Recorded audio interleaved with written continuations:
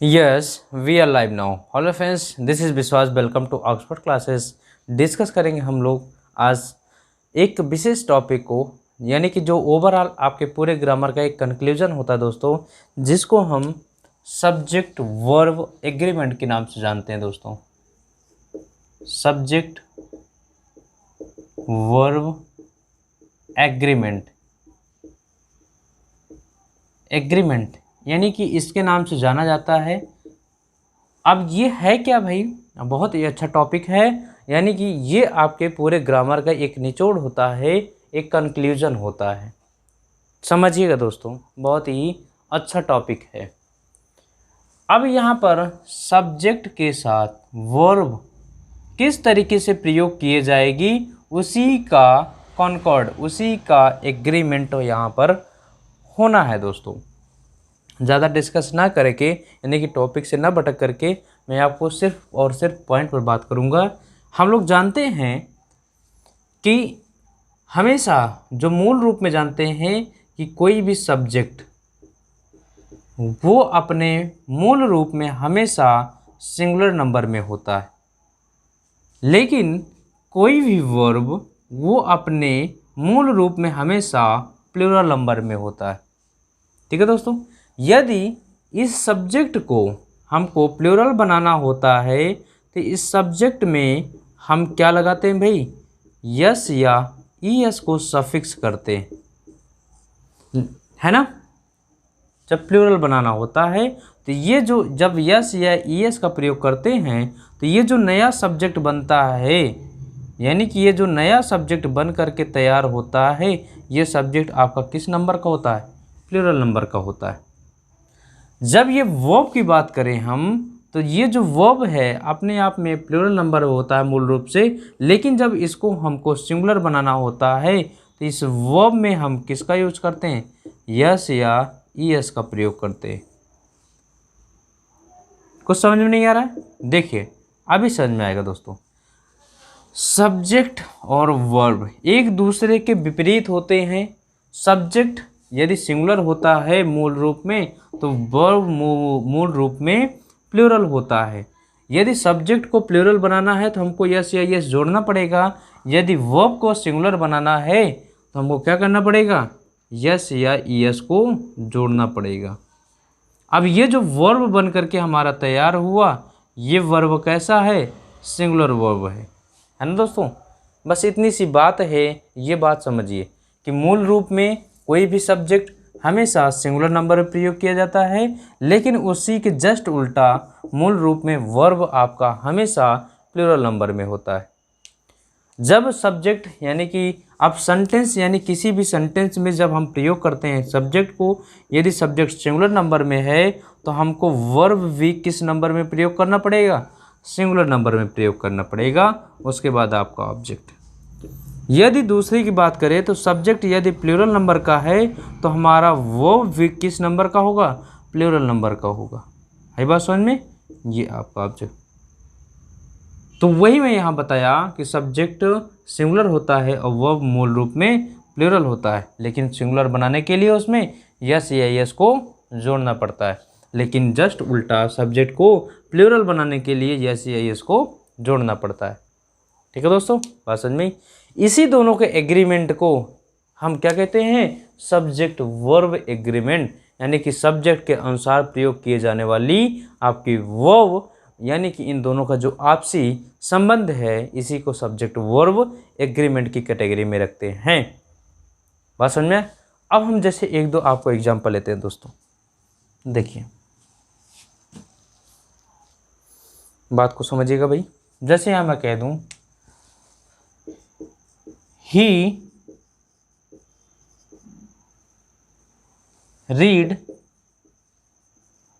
Reads a book. तो दोस्तों यहाँ पर आप नज़र डालते हैं सब्जेक्ट पर, तो सब्जेक्ट हमारा कैसा है? सिंगुलर है। जब सिंगुलर है तो हमको वर्ब भी सिंगुलर चाहिए, और वर्ब सिंगुलर बनाने के लिए उसमें क्या जोड़ते हैं? यस या ईएस का प्रयोग करते हैं। तो क्या हो जाएगा? यदि हम बात करें दे रीड या रीड्स अ बुक, यहाँ पर। तो ये सब्जेक्ट आपका कैसा है, प्लूरल है, तो आने वाली वर्ब भी प्लूरल होनी चाहिए, और वर्ब मूल रूप में ही प्लूरल होती है। क्या हो जाएगा, रीड, ये हट जाएगा, है कि नहीं। बात समझ में आई दोस्तों। ये आपका सब्जेक्ट वर्ब एग्रीमेंट होता है। अब इसके कुछ विशेष रूल, विशेष नियम होते हैं। आइए एक एक करके सीखते हैं भाई। देखिए दोस्तों,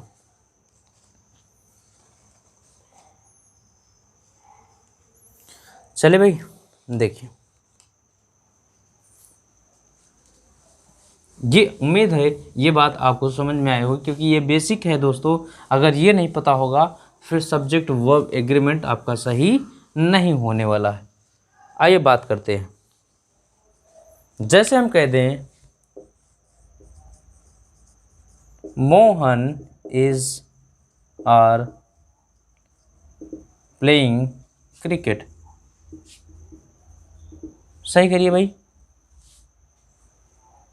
तो क्या हो जाएगा, यहाँ पर आर को हटा देंगे, इज हमारा करेक्ट हो जाएगा, क्योंकि सब्जेक्ट हमारा सिंगुलर, तो वर्ब भी हमारी क्या हो जाएगी, सिंगुलर हो जाएगी।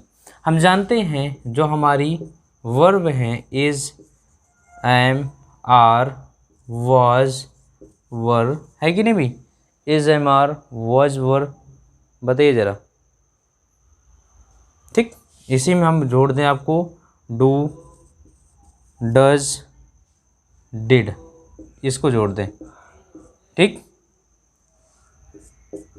इज को बात करें, इज आपका सिंगुलर नंबर में है, एम आपका सिंगुलर प्लूरल दोनों होता है, आर आपका प्लूरल नंबर में, वॉज सिंगुलर नंबर में, वर प्लूरल नंबर में, डू प्लूरल नंबर में, डज सिंगुलर नंबर में, डिड सिंगुलर प्लूरल दोनों नंबर में प्रयोग किया जाता है। बात समझ में आ गई दोस्तों। अब इसी को जोड़ते तो हैज़, हैव, हैड, हैज़ आपका सिंगुलर नंबर में और हैव आपका प्लूरल नंबर में, हैड आपका सिंगुलर और प्लूरल दोनों नंबर में प्रयोग किया जाता है। ठीक है भाई, ये लिस्ट समझ में आ गई। ये मैं क्या कर रहा हूँ, यानी कि ये आपकी क्रियाएं हैं। यदि सब्जेक्ट सिंगुलर तो सिंगुलर नंबर में, यदि सब्जेक्ट प्लूरल तो प्लूरल नंबर में क्रियाओं का प्रयोग करना होगा। ठीक है दोस्तों, चले भैया आगे। आइए अब इसमें हम कुछ रूल्स को लेते हैं और रूल्स के आगे बढ़ते चलते हैं। पहला रूल्स ये है दोस्तों कि सब्जेक्ट सिंगुलर तो वर्ब भी सिंगुलर और सब्जेक्ट प्लूरल तो वर्ब भी प्लूरल। सेकंड रूल ये है दोस्तों कि जब हम दो नाउन्स को जैसे हम कहते हैं राम एंड श्याम, दो नाउन्स को, एक नाउन ये है और एक नाउन ये है, दोनों नाउन्स को यदि हम कंजंक्शन एंड से जोड़ते हैं तो आने वाला जो हमारा वर्ब है वो सिंगुलर होगा या प्लूरल होगा, ये आपको डिफाइन करना होगा।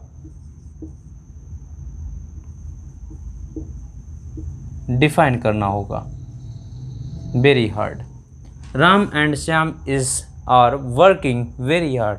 तो दोस्तों हम जानते हैं सिंगुलर यानी कि एक वचन, प्लूरल यानी कि बहुवचन, यानी कि एक व्यक्ति वस्तु की बात होगा तो सिंगुलर नंबर में, एक से अधिक व्यक्ति और वस्तु की बात होगी तो प्लूरल नंबर में। ठीक है दोस्तों, तो यहाँ पर कितने व्यक्ति हो गए, दो व्यक्ति हो गए, राम और श्याम। तो इस वजह से आपकी आने वाली जो वर्ब होगी वो कौन होगा, प्लूरल नंबर की होगी, जो कि आर। Getting point. ठीक है दोस्तों, चले, ये आपका दूसरा रूल बन करके तैयार होता है। चाहे जो भी, जैसे हम एक और सेंटेंस ले लेते हैं, a book and a pen, a book and a pen. अब यहां पर जरा देखिए, ये कितने सब्जेक्ट हो गए, दो सब्जेक्ट। अब सब्जेक्ट दो हो गए तो हैज लगाएंगे या हैव लगाएंगे, अब आपको डिसाइड करना है। तो जब दो सब्जेक्ट हैं तो हैज़ नहीं हैव का प्रयोग करना पड़ेगा। ठीक है भाई, बात समझ में आ गई। अब हम आपको ले चलते हैं कुछ आपके पास, जैसे कि इंडेफिनिट यानी कि डिस्ट्रीब्यूटिव प्रोनाउन होते हैं। डिस्ट्रीब्यूटिव प्रोनाउन जानते हैं? अगर आपने नहीं देखा प्रोनाउन का सेशन तो आप जा करके देख लीजिए। डिस्ट्रीब्यूटिव प्रोनाउन या डिस्ट्रीब्यूटिव एडजेक्टिव की बात करें, देखिए इस तरीके से, यानी कि हम कहते हैं जो दो सिंगुलर नाउन एंड से जुड़े हों और उनके पहले ईच या एवरी का प्रयोग किया गया। रूल नंबर 3 है भाई, रूल नंबर 3 ये है कि जब दो नाउन एंड से जुड़े हों और उन नाउन के पहले ईच या एवरी का प्रयोग किया गया हो, each boy and each man, ये अब ये each boy and each man, यहाँ पर हर व्यक्ति के पहले क्या लिखा है भाई? Each boy and each man. अब मैं कह दूं इज या are invited there, there correct करिए भाई। Each boy and each man is या आर इनवाइटेड देयर। तो यहाँ पर दोस्तों आपको लग रहा होगा कि दो आपके व्यक्ति हैं, है कि नहीं?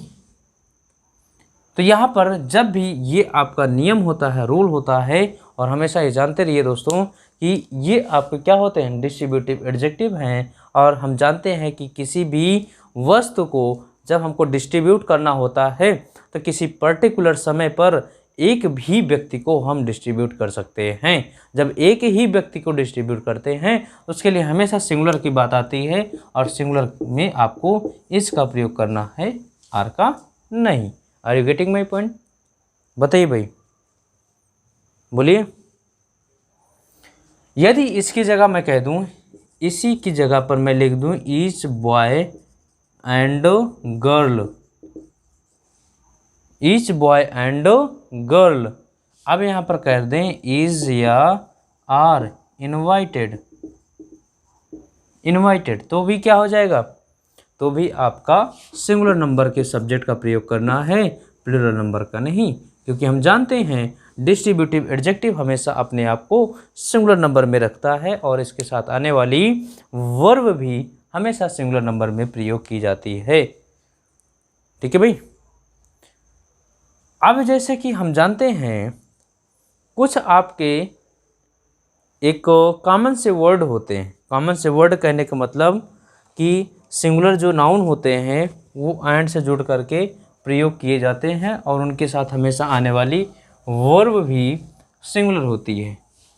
जैसे हम जानते हैं, ये आपसे एग्जाम में भी पूछा जाता है दोस्तों, bread and butter, bread and butter, ये ठीक। अब इसको मैं जोड़ दूं इज या are my favourite food, favourite food, bread and butter is are my favourite food.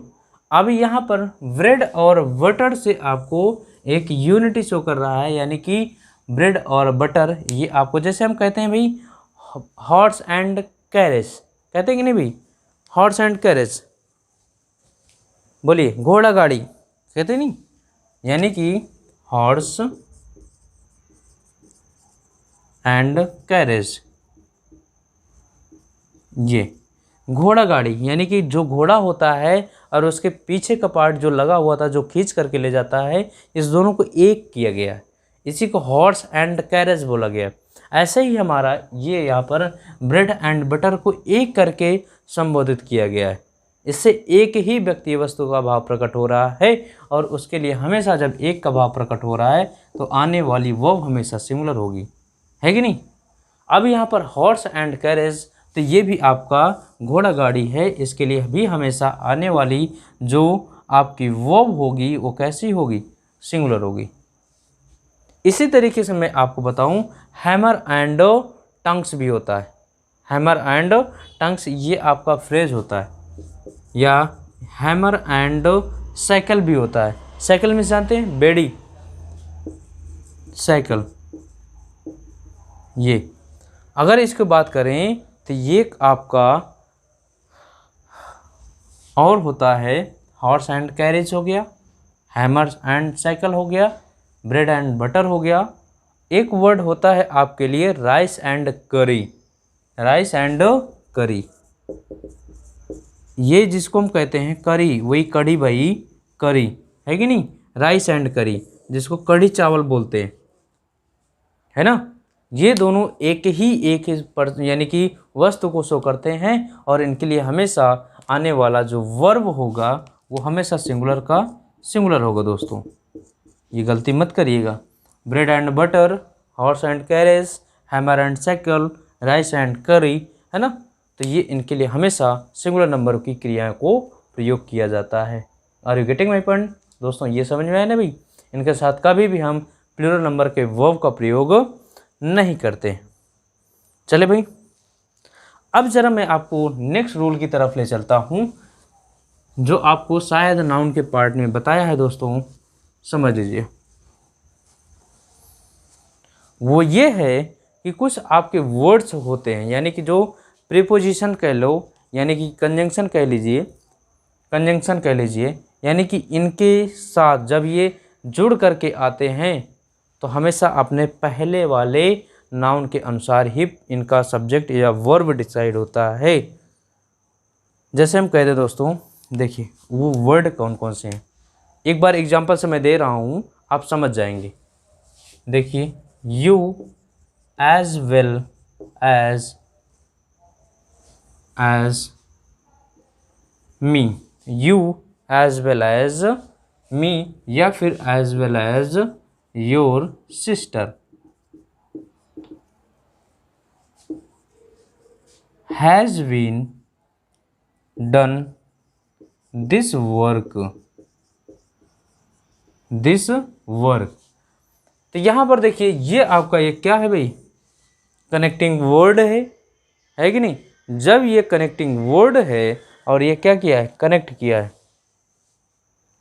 है ना, जोड़ा है भाई, किसको किससे जोड़ा है, यू को जोड़ा और योर सिस्टर को जोड़ा। तो देखिए अब इसके साथ आने वाला जो वर्ब होगा सिंगुलर होगा या प्लूरल होगा, बताइए, समझ में आया कुछ। तो देखिए दोस्तों, यहाँ से आपका नियम बन करके तैयार होता है कि जब भी, ध्यान दीजिएगा, as well as, in addition to, मैं यहाँ वर्ड लिख देता हूँ दोस्तों, in addition to, besides, besides, with, together with, है ना, along with,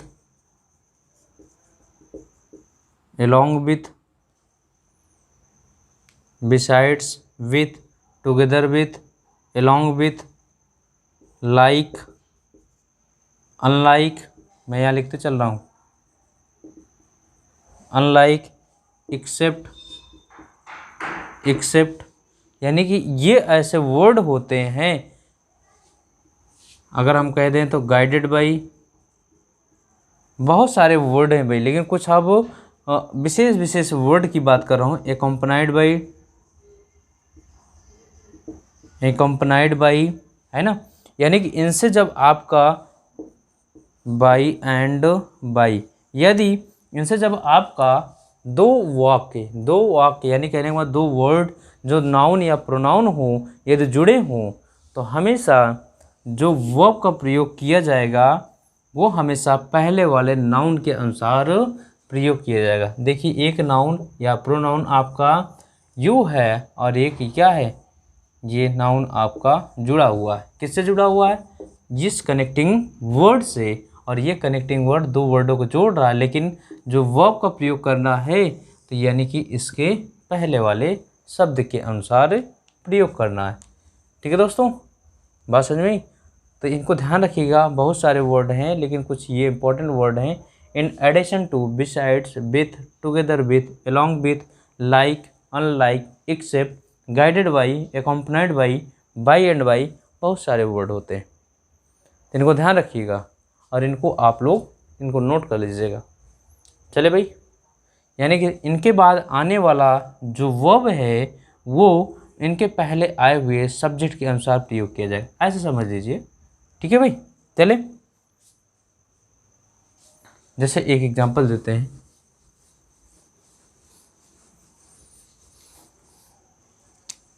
he together with his friends are coming there. अब इसको सही करिए भाई। तो यहाँ पर हम देख रहे हैं किससे जुड़ा हुआ है, टुगेदर विथ। यहाँ पर गलती क्या होती है, बच्चे क्या करेंगे, यहाँ फ्रेंड्स से है और फ्रेंड्स के अनुसार ए आर लगा हुआ है, क्योंकि ये सब्जेक्ट प्लूरल है तो आने वाली वो भी प्लूरल हो जाएगा और यहाँ पर नो एरर मार करके आगे बढ़ जाएंगे। लेकिन ध्यान दीजिएगा दोस्तों, मैंने अभी जो वर्ड लिखाया तो इनके पहले आने वाले, यानी कि ये जो वर्ब आई है पहले आने वाले सब्जेक्ट के अनुसार प्रयोग किया जाएगा। और सब्जेक्ट आपका सिंगुलर तो आने वाली वो भी कैसी होगी, सिंगुलर होगी दोस्तों। Are you getting my point? चले भाई, आइए नेक्स्ट वर्ड की तरफ, नेक्स्ट रूल की तरफ चलते हैं, यानी कि हमारा नया नियम क्या है। ठीक, अब जरा बात को समझते हैं दोस्तों। ये तो आप समझ गए होंगे, मैं सारे रूल्स को आपको सब्जेक्ट वर्ब एग्रीमेंट के टच कर रहा हूँ दोस्तों। कोई भी पॉइंट यहाँ से छूटने नहीं पाएगा, बस आपको साथ देना होगा। लगातार हमारे साथ बने रहिए। हम जानते हैं नेक्स्ट रूल हमारा ये कहता है, रूल नंबर नेक्स्ट, हम जानते हैं कि नॉट ओनली, ये क्या है आपका एक कंजंक्शन, इससे कौन जुड़ता है भाई, बट आल्सो। क्या जुड़ता है, बट आल्सो। यदि इससे कोई जुड़ करके आपका सेंटेंस प्रयोग किया गया हो, इससे जुड़ करके, तब आप क्या करेंगे भाई,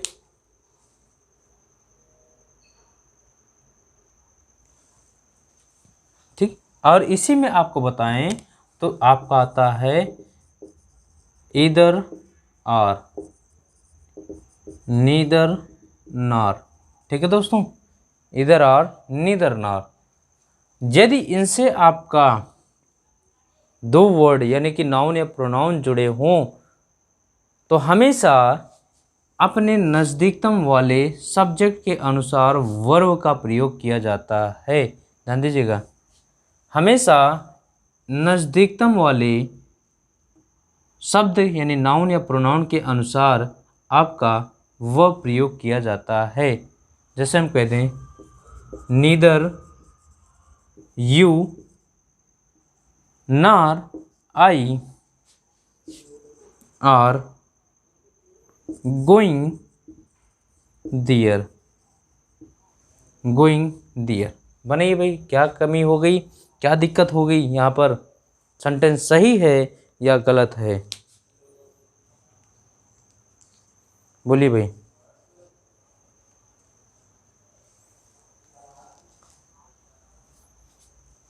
तो यहाँ पर हमने देखा कि यहाँ पर क्या है, आर लगा हुआ है और हमने कहा कि यदि ऐसे वर्ड से यानी कनेक्टिंग वर्ड से आपका दो नाउन या प्रोनाउन जुड़े हुए हों तो हमेशा नज़दीकतम वाले सब्जेक्ट के अनुसार आपके वर्ब को प्रयोग किया जाता है। तो यहाँ पर आई के अनुसार एम नहीं, आई के अनुसार आर होगा।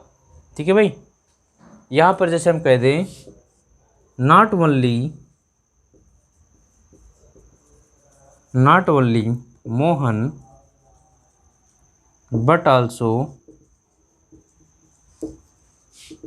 his friends done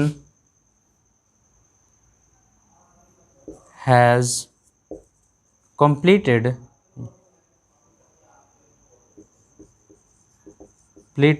this task। Task miss होता है कार्य, तो क्या हो जाएगा भाई, not only but also say जुड़ा हुआ है। और नॉट ओनली बट आल्सो जब जुड़ा हुआ दोस्तों, हमेशा जो वर्ब का प्रयोग किया जाएगा नज़दीकतम आए हुए सब्जेक्ट के अनुसार प्रयोग किया जाएगा, जो कि क्या है आपका प्लूरल है सब्जेक्ट। और आपका जब सब्जेक्ट प्लूरल है तो आने वाली वर्ब भी क्या होगी, प्लूरल प्रयोग की जाएगी। ठीक है, चलें। इससे ऐसे ऐसे टॉपिक से क्वेश्चन बहुत उठ करके आते हैं, बहुत बार आपसे इस टॉपिक पर क्वेश्चन पूछा गया एग्जाम के द्वारा, एग्जामिनर के द्वारा, क्योंकि बच्चा जानता है यहाँ पर आपको या तो समझ लेगा इन दोनों को, दोनों प्लूरल आगे प्लूरल बना करके आगे बढ़ जाएगा। ठीक है ना। तो यानी हमेशा जान लीजिए नज़दीकतम आए हुए सब्जेक्ट के अनुसार आपको वर्ब का प्रयोग करना है और किसी के अनुसार नहीं करना है। चले भाई आइए नेक्स्ट रूल चलते हैं। नेक्स्ट रूल चलते हैं, समझिएगा भाई, बहुत ही इम्पोर्टेंट सेशन है भाई ये, आप लोगों को मन लगा करके पढ़ना है इस पर। चलिए नेक्स्ट रूल आपका ये कहता है, आप लोग जानते होंगे डिस्ट्रीब्यूटिव प्रोनाउन भी जानते हैं, है कि नहीं। क्या है, ईच, आइदर, नीदर, जानते हैं ना भाई distributive pronoun is, either, neither. तो इनके साथ हमेशा, क्योंकि हम जानते हैं ये डिस्ट्रीब्यूटिव क्या है, डिस्ट्रीब्यूटिव प्रोनाउन है, और डिस्ट्रीब्यूटिव प्रोनाउन है तो हमने बताया कि हम किसी पर्टिकुलर टाइम पर एक समय में एक ही व्यक्ति को कोई वस्तु डिस्ट्रीब्यूट कर सकते हैं। जब एक समय में एक ही व्यक्ति को डिस्ट्रीब्यूट करेंगे तो इनके साथ आने वाला जो वर्ब होगा वो हमेशा सिंगुलर होगा। होगा कि नहीं भाई, बताइए ज़रा। आइए एग्जांपल देते हैं, समझिए।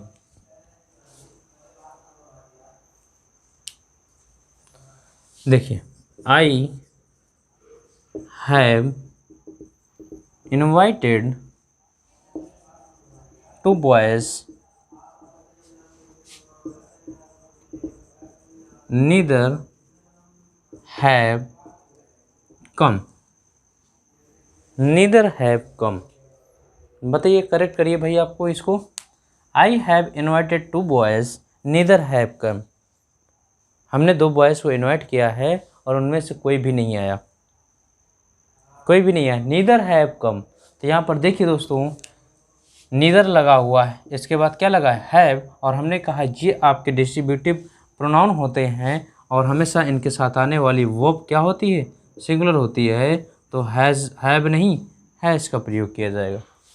लेकिन इन्हीं का प्रयोग किस तरीके से किया गया हो, इस, नीदर, आइदर, ध्यान दीजिएगा। यदि इन्हीं का प्रयोग दोस्तों ऑफ लगा करके किया गया हो, क्या, ऑफ, ईच ऑफ द, इसके बाद जो आने वाला नाउन होगा वो प्लूरल होगा। क्या होगा, प्लूरल होगा, लेकिन जो वर्ब होगा वो सिंगुलर होगा। ठीक, जैसे एग्जाम्पल की बात करें, each of the mango, mango is ripe, is ripe. तो क्या हो जाएगा दोस्तों, तो each of, either of, neither of, इनके बाद आने वाला जो नाउन है वो क्या हो जाएगा, प्लूरल, मैंगोज, क्या हो जाएगा, मैंगोज, है कि नहीं। उसके बाद जो वर्ब होगी वो सिंगुलर होगी। तो सिर्फ ईच, आइदर, नीदर नहीं, आपका इसी में वन ऑफ भी आता है ना, वन ऑफ भी आता है, एवरी ऑफ भी आता है ना, आपका आउट ऑफ भी आता है। तो इसमें आपको जब भी आपका ऑफ लग करके आए नाउन, यानी कि तो ये नाउन प्लूरल होगा और वर्ब आपकी सिंगुलर होगी। एक और दे, आइए एक और आपको देते हैं सेंटेंस, देखिए समझिए।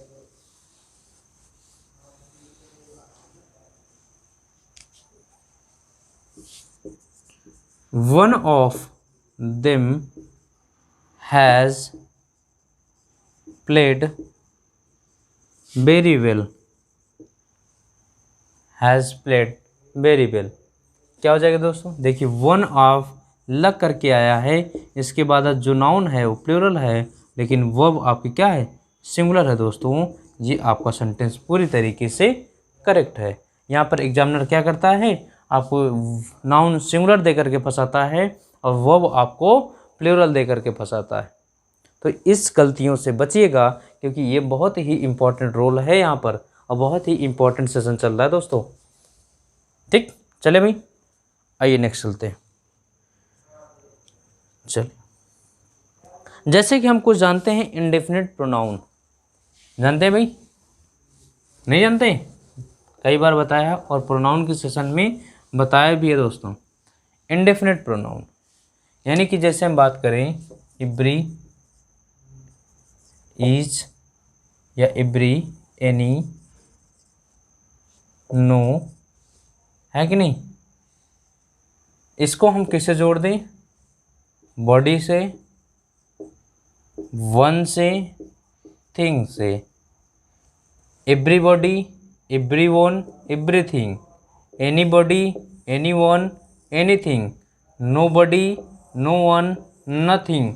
यानी कि ये जो आपका इंडेफिनिट प्रोनाउन है, इंडेफिनिट प्रोनाउन है, इनके साथ जो भी वर्ब प्रयोग की जाती है हमेशा सिंगुलर नंबर में प्रयोग की जाती है। ये आपका नेक्स्ट रूल बनता है दोस्तों। रूल नंबर नेक्स्ट होता है कि इंडेफिनिट प्रोनाउन के साथ आने वाली वर्ब हमेशा सिंगुलर नंबर में प्रयोग की जाती है। समझ में आया ना भाई? चले देखिए, जैसे एग्जांपल देते हैं, everybody know that the earth moves round the sun. Earth moves round the sun. क्या हो जाएगा भाई? गलती फाइंड आउट करिए जल्दी से जल्दी, बोलिए। Everybody know that the earth moves round the sun. Find out करिए भाई।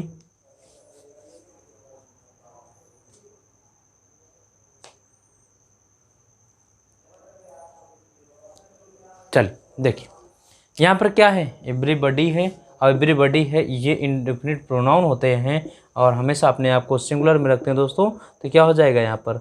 नोज हो जाएगा। क्या हो जाएगा? Knows the earth moves around the sun. बाकी सेंटेंस आपका सही है। लेकिन अब यहाँ पर चलते हैं, जैसे आपके कुछ इंडेफिनिट वर्ड, ये भी आपके इंडेफिनिट प्रोनाउन है, लेकिन जिसमें आपका जैसे कि मेनी हो गया, क्या हो गया? मेनी हो गया, सच हो गया, समझिएगा, मेनी हो गया, सच हो गया, बोथ हो गया, फ्यू हो गया, ये ठीक है दोस्तों, अ फ्यू हो गया। ये जब इनके साथ आपको वर्ब को प्रयोग करना है तो आने वाला वर्ब हमेशा किस नंबर में होगा? प्लूरल नंबर में होगा। Many, such, both, few, a few. Many, such, both, few, a few, इनके बाद आने वाला वर्ब हमेशा प्लूरल नंबर में होगा। बोलिए, कोई दिक्कत? चले देख लीजिए इनको, many, such, both, few, a few.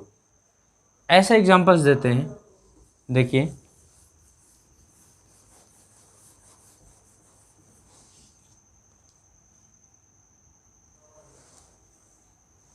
जैसे कहते हैं बोथ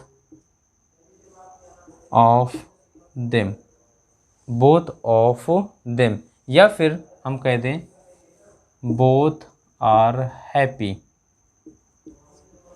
या both of them are going there. ठीक है, यानी कि दो लोगों की बात हो रही है और दो लोगों की बात हो रही है तो नाउन वर्ब आपका प्लूरल होगा। बोथ दो लोगों की बात हो रही है, वर्ब आपका प्लूरल होगा, है कि नहीं? जैसे हम कहते हैं, नेक्स्ट सेंटेंस देखिए, मेनी वर वॉज इनवाइटेड। ठीक है, मेनी वॉज या were invited but a few have come। ये वर्ड आपको दिए गए, सेंटेंस आपको many was या were invited but a few have come। क्या सही होगा भाई? तो हमने कहा many, इनके बाद आने वाला जो वर्ब होगा वो प्लूरल होगा। क्या हो जाएगा? were invited but a few के बाद आने वाला जो वर्ब होगा वो प्लूरल होगा। क्या हो जाएगा? हैव, हैज़ को रिमूव कर दीजिए।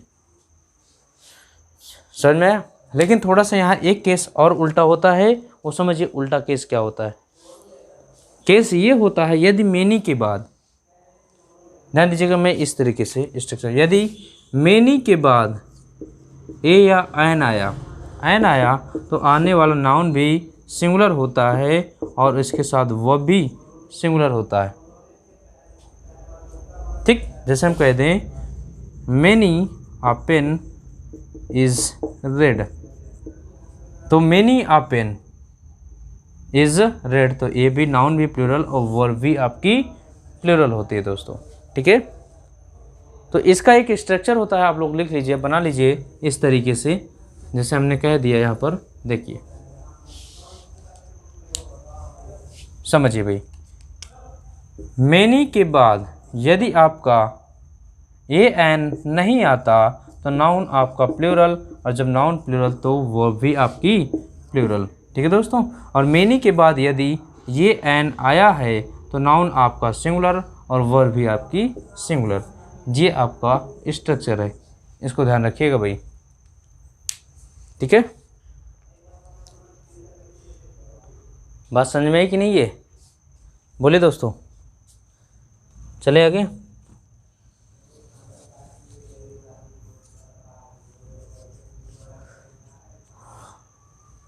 चलिए, बहुत ही अच्छा टॉपिक है और ये सेशन भी बहुत अच्छा है दोस्तों, क्योंकि यहाँ से आपके कुछ एग्ज़ाम में क्वेश्चन ज़रूर आते हैं, ज़रूर से ज़रूर आते हैं। आप पूरा एग्ज़ाम का पेपर उठा कर देखिए।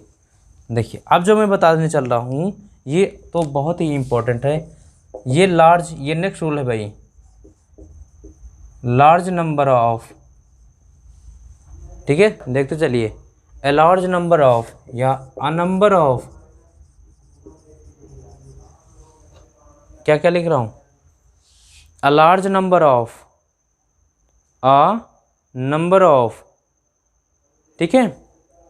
इनके बाद जो आने वाला है नाउन वो प्लूरल और वर्ब भी क्या होगा, प्लूरल होगा। लेकिन यहाँ पर मैं कह दूँ the number of, the number of या the large number of, large number of, इनके बाद जो आपका नाउन आता है वो नाउन आपका प्लूरल होता है लेकिन वर्ब आपकी सिंगुलर होती है। ये बहुत ही इम्पोर्टेंट है भाई, ये ध्यान दीजिएगा इसको। हमने कहा a large number of, a number of, इसके बाद आने वाला नाउन भी प्लूरल और वर्ब भी प्लूरल, लेकिन the number of, a large number of, इनके बाद आने वाला जो नाउन है वो तो प्लूरल होगा लेकिन वर्ब आपकी कैसी होगी, वर्ब सिंगुलर होगी दोस्तों। समझ में आ रहा है कि नहीं भाई? जैसे एग्जाम्पल दें, एग्जाम्पल देख लीजिए, अ number of girls, a number of girls have past, है पास्ट। तो यहाँ पर देखिए नंबर ऑफ गर्ल्स यानी कि आने वाला जो नाउन है वो भी प्लूरल और वो भी क्या है आपकी प्लूरल। ठीक, चले आगे, आइए नेक्स्ट चलते हैं। यहाँ पर एक इस पर देते हैं द नंबर पर, ये समझ लीजिए। जैसे हमने कह दिया the number of buses, the number of buses has या हैव इंक्रीज्ड, इंक्रीज्ड क्या हो जाएगा, तो द नंबर ऑफ है और द नंबर ऑफ के बाद आने वाला नाउन क्या हो जाएगा, प्लूरल, और वर्ब क्या हो जाएगी, सिंगुलर, क्या हो जाएगी, सिंगुलर। तो हैज़, हैव को रिमूव कर दीजिए। बताइए ये समझ में आ रहा है कि नहीं भैया आप लोगों को? एक बार बताइए ज़रा, समझ में आ रहा है? क्योंकि ये बहुत ही इंपॉर्टेंट सेशन है भाई। ये तभी समझ में आएगा सब्जेक्ट वर्ब एग्रीमेंट जब तक आप पूरा सेशन हम देखे नहीं होंगे। यानी कि पार्ट्स ऑफ स्पीच, टेंस और आपके कंडीशनल सेंटेंस और आपके जितने भी सेशन है दोस्तों, उनको देख करके जब सब्जेक्ट वर्ब एग्रीमेंट पढ़ते हैं तो बहुत ही इंजॉय आता है। ये अलग से पार्ट जो दिए गए, यदि जो बच्चा पार्ट्स ऑफ स्पीच पढ़ा होगा उसको सब्जेक्ट वर्ब एग्रीमेंट पढ़ने की ज़रूरत होती भी नहीं है। ठीक, आइए आगे चलते हैं। देखिए अब ले चलते हैं दोस्तों, ये तो हो गया नेक्स्ट रूल पर। नेक्स्ट रूल ये है, जैसे हम कह दें सम ऑफ ऑल ऑफ, तो समझ में आ रहा है कि नहीं? ये क्या है? ये सम ऑफ ऑल ऑफ, बताइए ज़रा। देखिए मोस्ट ऑफ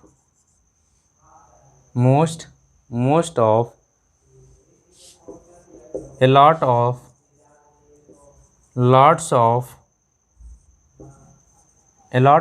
lots of लिखते चलिए भाई।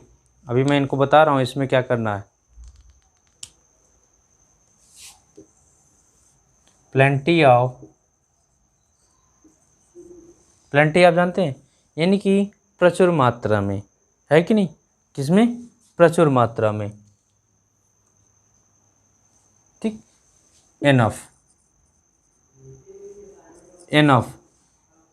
अब इनकी क्या समस्या है? इनकी समस्या ये है दोस्तों, समस्या ये है कि यदि इनके बाद जो आने वाला नाउन है, नाउन यदि वो क्या है? काउंटेबल। क्या है? काउंटेबल है दोस्तों। तो ये नाउन क्या होगा? प्लूरल फॉर्म में होगा। यानी कि काउंटेबल होगा तो नाउन प्लूरल फॉर्म में, और वर्ब भी क्या होगी? प्लूरल। यदि ये जो नाउन है अनकाउंटेबल होगा, जब अनकाउंटेबल होगा नाउन आपका सिंगुलर और वर्ब भी आपकी सिंगुलर होगी। बात समझ में आ गई नहीं? बोलिए। Some of, all of, most of, a lot of, lots of, plenty of, enough. इनके बाद आने वाला जो नाउन है यदि काउंटेबल है तो वो प्लूरल नंबर में, क्योंकि काउंट किया जा सकता है और जिसको हम काउंट कर सकते हैं उसको सिंगुलर प्लूरल बना सकते हैं। तो ये नाउन प्लूरल में होगा और वर्ब भी आपकी प्लूरल होगी।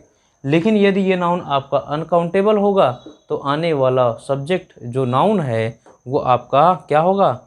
सिंगुलर होगा और वर्ब भी आपकी सिंगुलर होगी। समझ में आया किसी को भाई? ठीक, आइए देखते हैं। यहाँ पर जैसे एग्जांपल दें, ऑल मेन और मोर्टल, ऑल मेन और मोर्टल। बताइए क्या दिक्कत है यहाँ? कोई समस्या भाई? तो आदमी क्या है आपका? काउंटेबल है। जब काउंटेबल है तो इसी वजह से क्या लिखा है आपका? प्लूरल, है कि नहीं? जैसे हम कह दें लॉट्स ऑफ प्लेयर्स,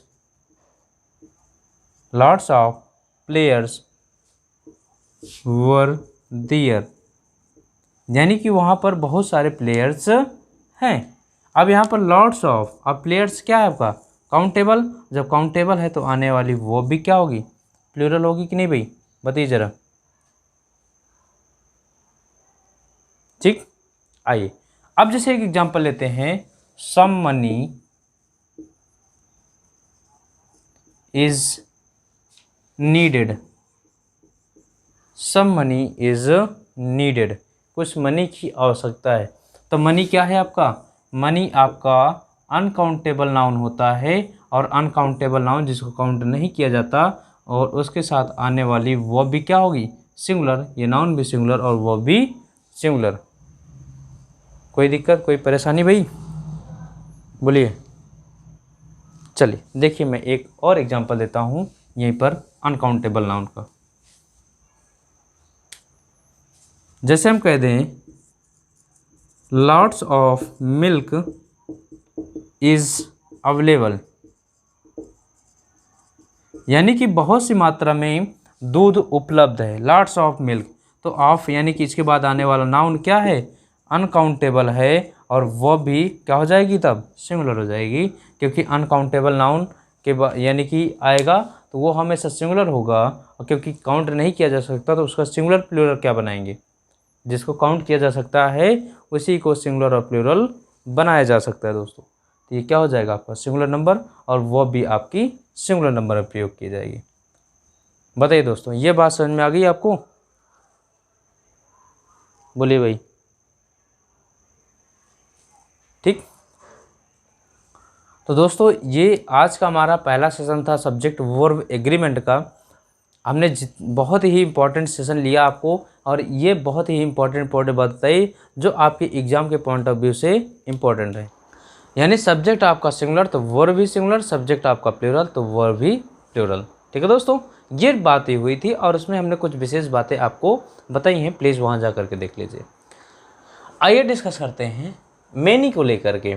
बहुत बार क्वेश्चन से पुटअप किया गया है मैनी को लेकर के, तो ध्यान दीजिएगा दोस्तों, यदि many a great many a good many, many a great many a good many, इनका यदि सेंटेंस में सब्जेक्ट के रूप में प्रयोग किया गया है तो इनके बाद आने वाला जो नाउन है वो प्लूरल होगा और वर्ब भी प्लूरल होगा।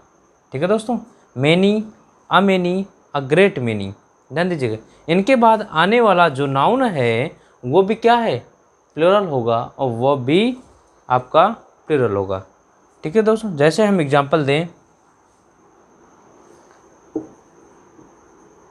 Many of the tree has cut, has cut, many of the tree has cut, या फिर हैज़ बीन कट। ठीक है दोस्तों, आइए बात को समझिए। यहाँ पर मैनी ऑफ द क्या, ट्री, तो समझिए दोस्तों, मैनी यानी कि ये आपको क्या है, एक प्रकार से काउंटेबल नाउन के साथ प्रयोग किया जाता है कि नहीं। तो यहाँ पर जब हम इन पेड़ों में से कई के अर्थ में प्रयोग किया जाए, है कि नहीं, पेड़ों में से, किसमें, पेड़ों में से, तो दोस्तों यहाँ पर मैनी के साथ यदि जो नाउन आएगा वो क्या होगा, प्लूरल फॉर्म में होगा, यहाँ पर ट्रीज हो जाएगा। अब जब नाउन प्लूरल हो गया तो आने वाला वो भी क्या होगा, प्लूरल होगा, हैज़ नहीं, हैव। ठीक है दोस्तों, तो many of the trees have been cut. समझे दोस्तों बात। यहाँ पर a great many of the tree या great many of the children have been done this work. ठीक है भाई, अ गुड मैनी, इसी तरीके से इसका भी सेंटेंस में यूज किया जाता है। आइए बात को आगे बढ़ाते हैं। मैनी का एक केस और है, ध्यान दीजिएगा, जो आपसे एग्जाम में पूछा जाता है। ऐसे बना लीजिएगा, मैनी के बाद यदि जो भी नाउन आता है, मैनी के बाद यदि आर्टिकल ए एन नहीं आता है तो आने वाला नाउन प्लूरल होता है और इनके साथ जो वर्ब प्रयोग किया जाता है वो भी प्लूरल होता है। That's all. यदि मैनी के बाद आपको ए और एन का प्रयोग दिखे, उसके बाद आपका जो नाउन प्रयोग किया जाता है वो सिंगुलर नंबर में किया जाता है और वो भी सिंगुलर नंबर में प्रयोग किया जाता है। ठीक है भाई, जैसे एग्जाम्पल के लिए समझिए, many a pen is red, many a pen is red. तो दोस्तों यहाँ मैनी के बाद जो नाउन आया है वो क्या है, सिंगुलर लगा हुआ है, और सिंगुलर है तो ये क्या है कि नहीं, उसके साथ वो भी क्या है आपकी, सिंगुलर है दोस्तों। ठीक, चले, कोई दिक्कत कोई परेशानी यहाँ पर। तो ये मैनी का केस है और बहुत ही इंपॉर्टेंट केस है, इसको नोट कर लीजिएगा। आइए चलते हैं आगे। अ number of, a large number of, large number of, इनके बाद आने वाला नाउन हमेशा प्लूरल होता है और इनके साथ जो वो प्रयोग किया जाता है वो भी किस फॉर्म में प्रयोग किया जाता है, प्लूरल नंबर में प्रयोग किया जाता है। जैसे हम कहते हैं a number of girls have been passed, a number of girls have passed, इस तरीके से लिखिए भाई, बीन मत लगाइए, पास्ट। ठीक है दोस्तों, यानी कि अ नंबर ऑफ गर्ल्स, लड़कियों में से कुछ संख्या, कोई एक संख्या जो कि क्या है, पास हो गई है कि नहीं। जब पास हो गई तो यहाँ पर अन नंबर ऑफ के बाद आने वाला नाउन प्लूरल है और वो भी आपकी क्या है, प्लूरल है दोस्तों। आई बात समझ में, चले आगे। लेकिन जरा यहाँ एक बात समझिएगा, यदि यहीं पर मैं कह दूं द नंबर ऑफ बसेस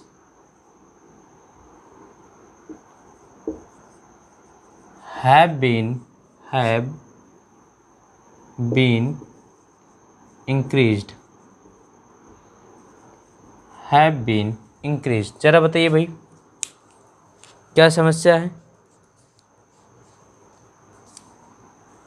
तो यहाँ पर दोस्तों समस्या कुछ नहीं है, यहाँ पर द नंबर ऑफ है और द नंबर ऑफ के बाद आने वाला नाउन प्लूरल, लेकिन उसका वर्ब क्या होता है, सिंगुलर होता है। यहाँ पर निश्चित संख्या की बात हो रही है, यहाँ पर संख्या अनिश्चित है, क्योंकि हम जानते हैं ए और एन इनडेफिनिट आर्टिकल होते हैं, द आपका डेफिनेट आर्टिकल होता है। तो यहाँ पर कुछ निश्चित संख्या, उन निश्चित संख्या को हम सिंगुलर मानकर चलते हैं, और यहाँ पर वो संख्या क्या है, अनिश्चित है, और अनिश्चित संख्या है तो यहाँ पर वो कितनी है वो पता नहीं होता, तो इसको हम प्लूरल मान के चलते हैं। ठीक है दोस्तों, तो यहाँ पर एक नियम निकल कर आता है, इसको नोट कर लीजिएगा भाई इस तरीके से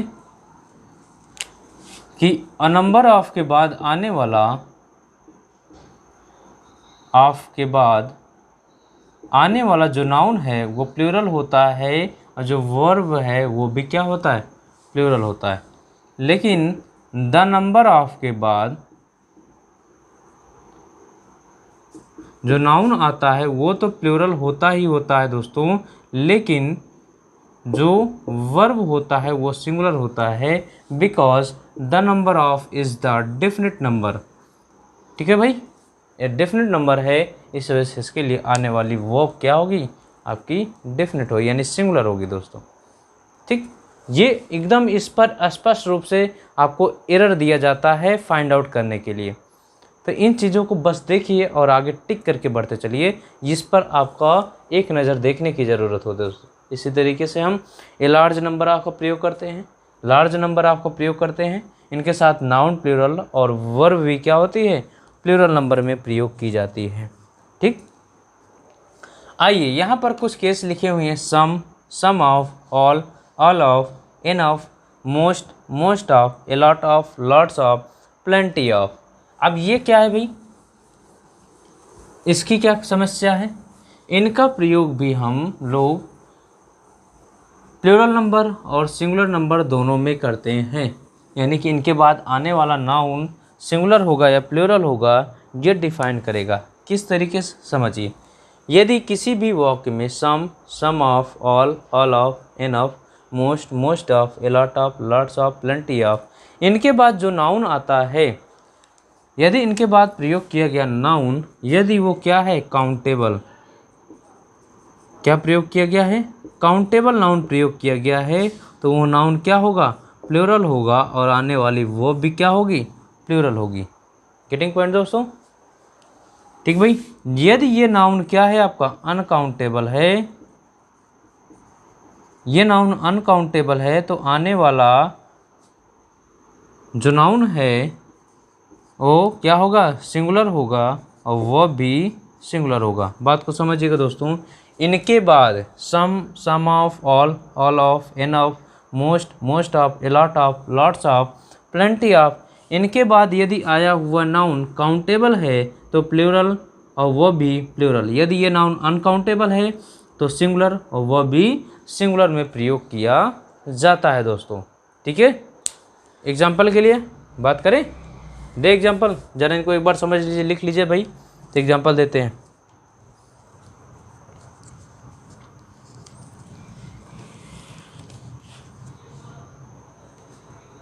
ठीक, लिखिए एग्जाम्पल, लिखिए भाई।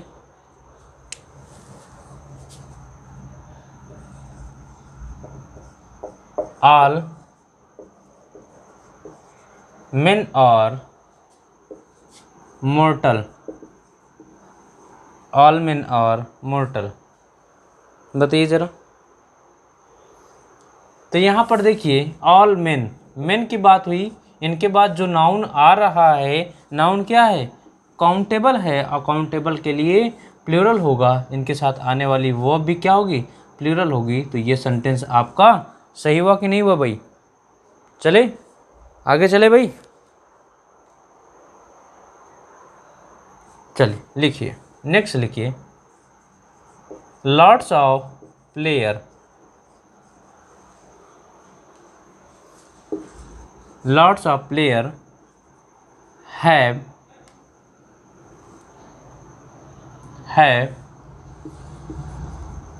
played there, lots of player have played there। क्या है, कुछ गलती हुई? गलती हुई दोस्तों, क्योंकि इनके बाद आने वाला नाउन आपका क्या होगा, प्लूरल होगा। तो क्योंकि प्लेयर क्या है आपका, प्लेयर आपका काउंटेबल है, और काउंटेबल है तो आपका कैसा होगा, ये प्लूरल नंबर में प्रयोग किया जाएगा, और आने वाला वर्ब भी प्लूरल नंबर में प्रयोग किया जाएगा। Getting point? बात समझ में आ रही कि नहीं भी? चले, जैसे हम कहते हैं, अब नेक्स्ट लेते हैं, lots of water are available there. चलिए बताइए भाई जरा, क्या समस्या हुई? तो यहाँ पर अब ये क्या है, वाटर आपका अनकाउंटेबल नाउन है, और अनकाउंटेबल नाउन के लिए हम नाउन हमेशा सिंगुलर रखते हैं और वर्ब भी सिंगुलर रखते हैं। तो यहाँ पर आर नहीं, इसका प्रयोग किया जाएगा। ठीक है भाई, आइए नेक्स्ट एग्जांपल लेते हैं। Some money is are needed, बताइए जरा, some money is are needed क्या होगा, क्या होना चाहिए, बोले दोस्तों। तो यहाँ पर मनी क्या है आपका, मनी आपका अनकाउंटेबल नाउन है, ध्यान रखिएगा, मनी आपका अनकाउंटेबल होता है, और रुपी आपका काउंटेबल होता है, ध्यान रखिएगा, अनकाउंटेबल नाउन, और ये आपका काउंटेबल नाउन। ठीक है भाई, तो मनी आपका अनकाउंटेबल नाउन होता है, तो ये क्या है, सिंगुलर नंबर प्रयोग किया जाएगा, और आने वाली वो भी सिंगुलर नंबर में होगी, तो आर को हम रिमूव कर देंगे। सम मनी इज नीडेड, कुछ पैसे की आवश्यकता है। चले भाई, आइए देखते हैं, एक दो एग्जांपल और लेते हैं।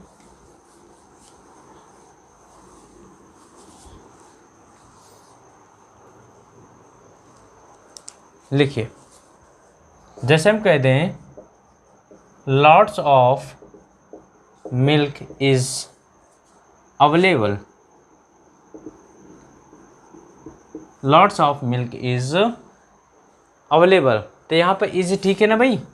तो बिल्कुल सही है दोस्तों, क्योंकि मिल्क क्या है, अनकाउंटेबल नाउन है, और उसके बाद आने वाला वो भी क्या होगा, सिंगुलर होगा, यानी अनकाउंटेबल नाउन हमेशा सिंगुलर होता है, तो आने वाला वो भी सिंगुलर होगा।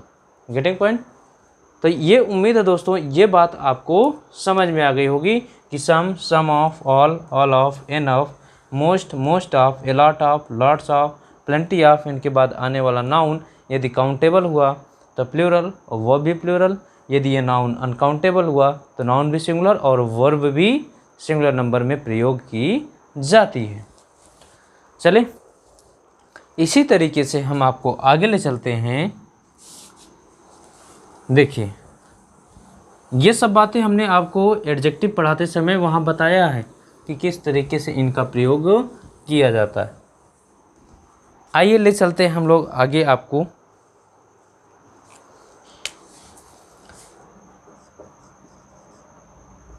हाफ ऑफ, 1/3 ऑफ,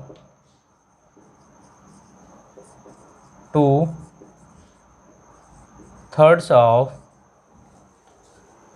ये क्या है? देखिए ये आपके क्या कहते हैं, आपका एक डेफिनेट न्यूमरल एडजेक्टिव होता है, एक डेफिनेट नंबर होता है और एक आपका फ्रैक्शनल नंबर होता है। क्या होता है? एक डेफिनेट नंबर होता है, एक आपका फ्रैक्शनल नंबर होता है। ठीक, अब यहाँ पर समस्या ये है दोस्तों, इनके बाद भी आने वाला नाउन, ध्यान दीजिएगा, यानी कि इन सब के बाद भी आने वाला नाउन यदि काउंटेबल होगा, काउंटेबल होगा तो वो नाउन कैसा होगा? नाउन प्लूरल होगा और वह भी प्लूरल होगी। यदि इनके बाद आने वाला जो नाउन है अनकाउंटेबल होगा, तो ये नाउन अनकाउंटेबल होगा तो सिंगुलर में प्रयोग किया जाएगा और आने वाली वर्ब भी सिंगुलर नंबर में प्रयोग की जाएगी। समझ में आया कि नहीं भाई? ये हाफ ऑफ वन। अच्छा, आपने क्वेश्चन किया all is well, all are well. अभी आपने कहा, ये प्रश्न कर रहे हैं ना आप लोग, ऑल आर वेल, ये इसमें क्या कन्फ्यूजन है भाई? बताइए, कोई कन्फ्यूजन है इसमें? यानी कहने का मतलब आप आल के लिए यहाँ पर क्या है, आर का यूज़ कर दें तो ये सेंटेंस गलत कर दें, ये सही कर दें भाई? बोलिए, ज़रा इस पर विचार करिए तो बताता हूँ मैं।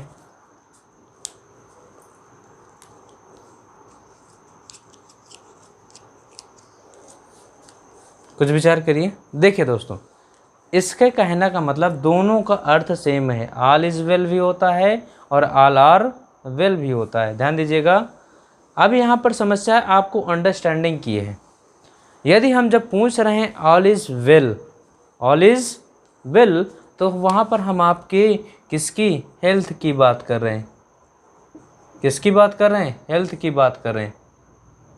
ठीक है दोस्तों, स्वास्थ्य की बात कर रहे हैं, ठीक है ना। लेकिन यहाँ पर हम जब ऑल आर वेल की बात कर रहे हैं तो यहाँ पर हम पूरे फैमिली मेम्बर के बारे में बात कर रहे हैं कि सब लोग ठीक हैं। जब पूरे फैमिली मेम्बर की बात हो रही है तो यहाँ पर इस वजह से क्या लगा है, और यहाँ पर मैं आपके ओनली और आपके स्वास्थ्य के बारे में बात कर रहा हूँ तो इस वजह से क्या लगा, इज लगा। समझ में? अब गलती नहीं होगी। चलिए आइए बताइए भाई ज़रा, आइए जैसे अब आपको एग्जांपल देते हैं। हम कह दें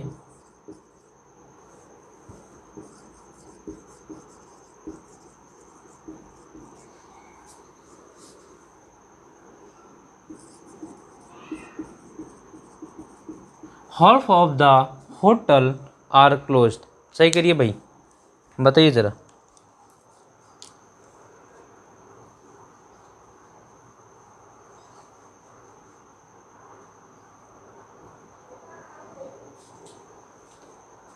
तो क्या होगा, होटल नहीं होटल्स हो जाएगा, होटल्स। ठीक है भाई, क्योंकि होटल क्या है, काउंटेबल। जब काउंटेबल है तो ये प्लूरल फॉर्म में और आने वाली वो भी प्लूरल होगा। चलिए 2, ध्यान दीजिएगा,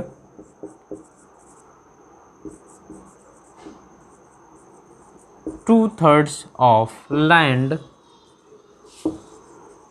have been plowed। 2/3 ज़मीन जोती गई है कि नहीं? तो 2/3 of land have been ploughed. जरा सही करिए भाई। तो हमने कहा यहाँ पर अब 2/3 ऑफ लैंड, लैंड क्या है आपका, अनकाउंटेबल नाउन है कि नहीं। जब अनकाउंटेबल नाउन है ये सिंगुलर नंबर में होगा और आने वाली वो भी क्या होगी, सिंगुलर नंबर में प्रयोग की जाएगी। तो हैव का प्रयोग नहीं, हैज़ का प्रयोग करना पड़ेगा दोस्तों। ये आप सही कर लीजिएगा। यहाँ तक किसी कोई परेशानी है भाई?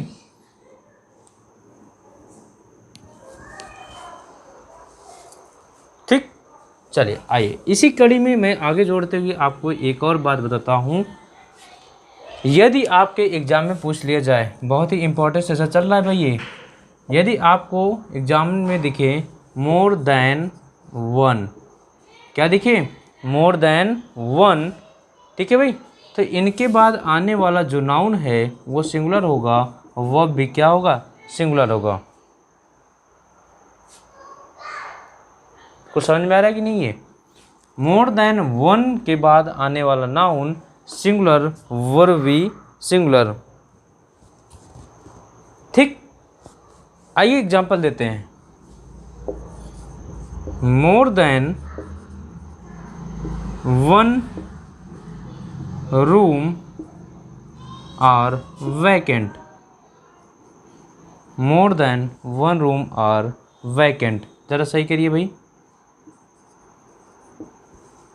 सही करिए इसको, तो क्या हो जाएगा, तो यहाँ पर मोर देन वन रूम आपका नाउन सिंगुलर, यहाँ पर आने वाली वो भी सिंगुलर होगी, इसका प्रयोग किया जाएगा। ठीक, तो ये गलती कभी मत करिएगा। अब इसी में मोर देन में एक कहानी है दोस्तों। यदि मोर के बाद आपका क्या है, प्लूरल नंबर का कोई नाउन आए, मोर के बाद ध्यान रखिएगा, उसके बाद आपका क्या प्रयोग किया जाए, देन वन, इतना। ठीक भाई, तो इसके बाद जो आने वाला आपका वर्ब होगा वो कैसे होगा, प्लूरल नंबर में होगा।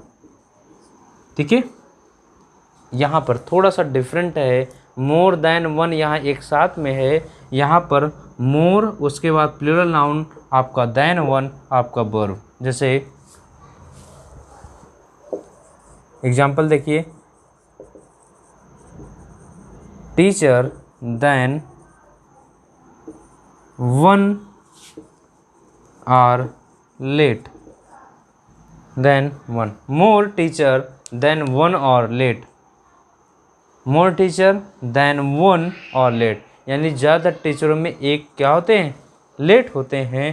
तो यहाँ पर मोर के बाद आने वाला जो नाउन है वो कैसे होगा, प्लूरल होगा, तो यहाँ टीचर नहीं टीचर्स हो जाएगा। और देन वन के बाद आने वाले, यानी कि अब जब नाउन प्लूरल तो आने वाला वो भी प्लूरल हो जाएगा, जो कि सही।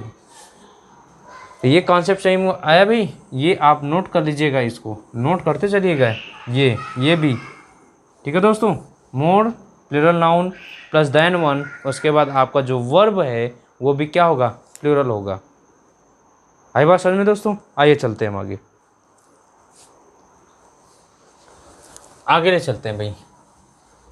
आपने यदि हमारा बेसिक ग्रामर का सेशन देखा होगा तो वहाँ पर हम थोड़ा सा बताए हैं इंट्रोडक्टरी सब्जेक्ट के रूप में किसका प्रयोग किया जाता है।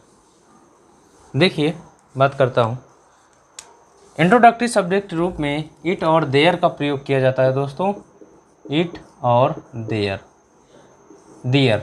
ठीक है भाई, अब इनका प्रयोग किस तरीके से किया जाता है। इट का प्रयोग, इट के साथ हमेशा आपको सिंगुलर नंबर का, जो इट को हमेशा सिंगुलर माना जाता है, और इसके साथ आने वाली जो वर्ब होती है वो भी क्या होती है, सिंगुलर होती है। ठीक है भाई, जैसे हम कह दें it is an ant, an ant. ठीक है भाई, या हम कह दें, अब यहाँ पर समझिए जो दियर का प्रयोग किया जाता है, दियर का प्रयोग यानी कि इसके बाद आने वाली जो वर्ब है, इसके बाद जो आपका नाउन या प्रोनाउन आता है, इसके अनुसार वर्ब को गवर्न किया जाता है।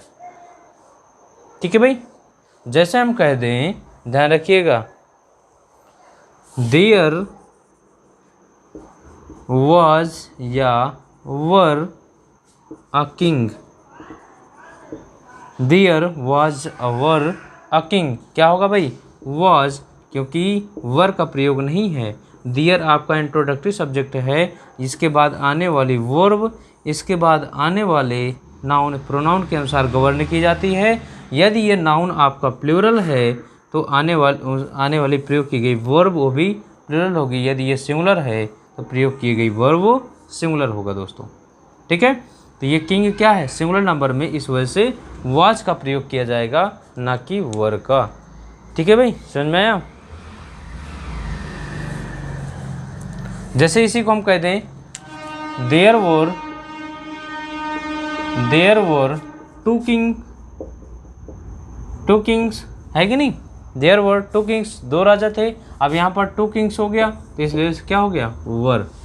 या फिर मैं आगे बात करूं, देयर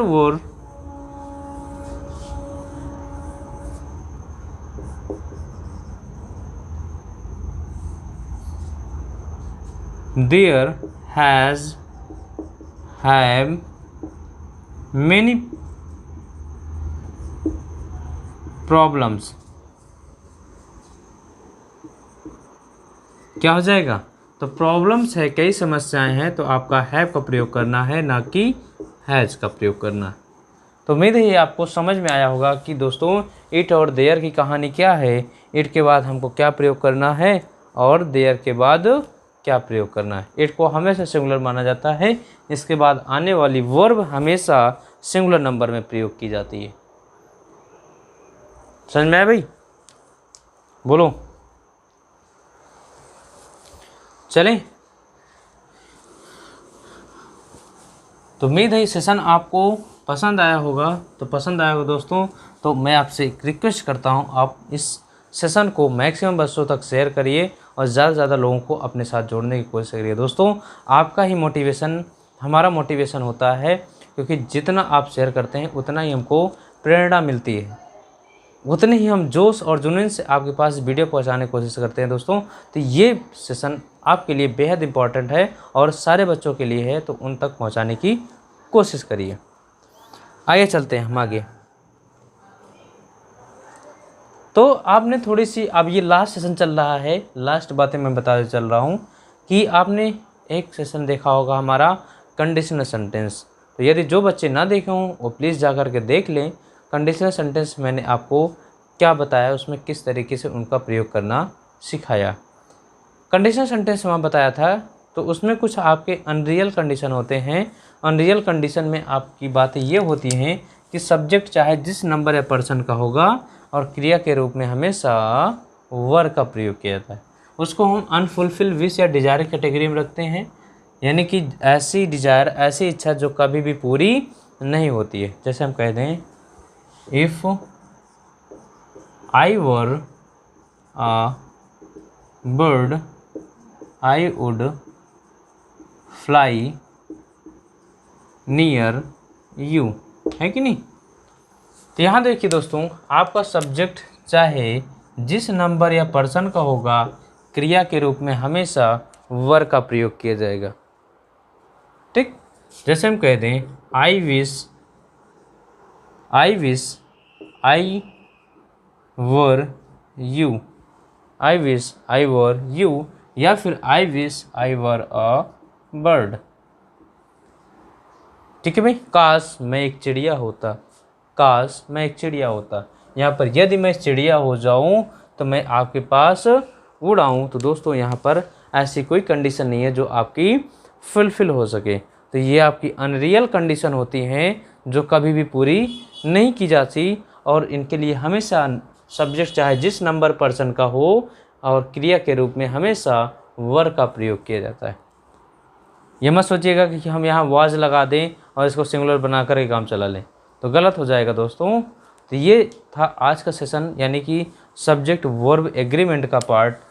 ठीक है भाई, तो हमने पूरी तरीके से समझा दिया, और जो भी बच्चे अभी तक हमारे पहले सेशन का ना देखे हों वो प्लीज़ जा कर के देखें, और जो भी छूटा हुआ होगा आप लोग कमेंट बॉक्स में बताइए, हम उसको बता देंगे।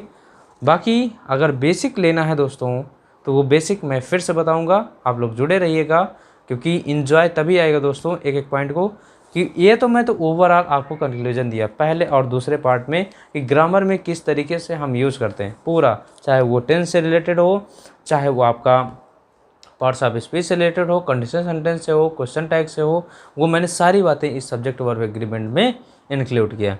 लेकिन अब जो मैं सब्जेक्ट वर्ब एग्रीमेंट के पार्ट में बताऊंगा तो नाउन प्रोनाउन यानी ऑटो पार्ट्स ऑफ स्पीच को किस तरीके से हम सब्जेक्ट वर्ब के साथ इंटरलिंकिंग करते हैं, एग्रीमेंट करते हैं, ये आपके लिए बहुत ही फ़ायदेमंद होगा दोस्तों। तो मिलते हैं नेक्स्ट वीडियो में, तब तक के लिए thanks for watching, thank you.